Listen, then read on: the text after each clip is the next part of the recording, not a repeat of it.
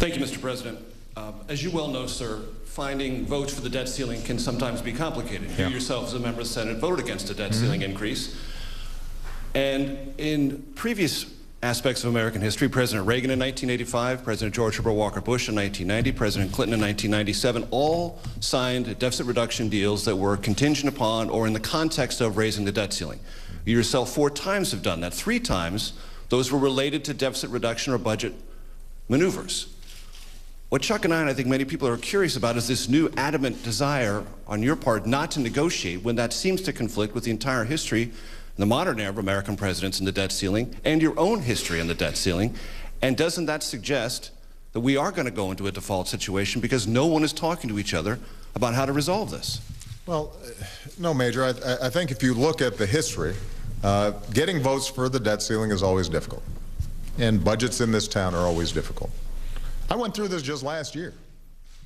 But what's different is we never saw a situation, as we saw last year, in which certain groups in Congress took such an absolutist position that we came within a few days of defaulting. And you know, the fact of the matter is that we have never seen the debt ceiling used in this fashion, where the notion was, you know what, we might default unless we get 100% of what we want. That hasn't happened. Now, as I indicated before, I'm happy to have a conversation about how we reduce our deficits further in a sensible way. Although one thing I want to point out is that the American people are also concerned about how we grow our economy, how we put people back to work, how we make sure that we finance our workers getting properly trained and our schools are giving our kids the education we deserve. There's a whole growth agenda which will reduce our deficits that's important as well. But what you've never seen is the notion that has been presented so far, at least, by the Republicans, that deficit reduction will only count spending cuts, that we will raise the deficit or the debt ceiling dollar for dollar on spending cuts. There are a whole set of rules that have been established that are impossible to meet without doing severe damage to the economy. And so what we're not going to do is put ourselves in a position where, in order to pay for spending that we've already incurred, that our 2 options are we're either going to profoundly hurt the economy and hurt middle-class families and hurt seniors and hurt kids who are trying to go to college, or alternatively, we're going to blow up the economy. We're not going to do that. Therefore, you're open to 1 to 3-month extensions to the debt ceiling. Whatever Congress sends you, you're okay. No, not whatever Congress sends me. They're going to have to send me something that's sensible. And we shouldn't be doing this. We shouldn't be doing this on a 1 to 3 month time frame. Why would we do that? This is the United States of America, Major.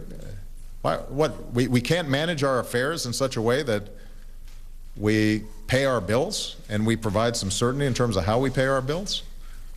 Hey, look, I don't think anybody would consider my position unreasonable here. I have. Well, why does it presuppose the need to negotiate and talk about this on a daily basis? Because the default is the biggest threat to the U.S. economy. Why not talk about it? Major, I am happy to have a conversation about how we reduce our deficits.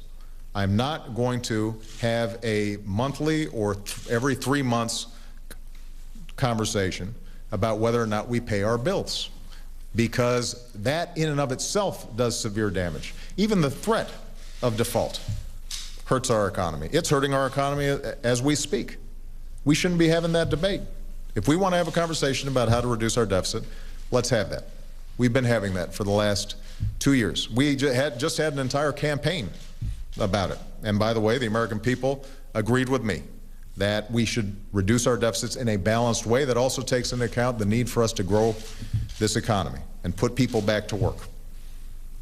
And despite that conversation, and despite the election results, the position that's been taken on the part of some House Republicans is that, nope, we got to do it our way.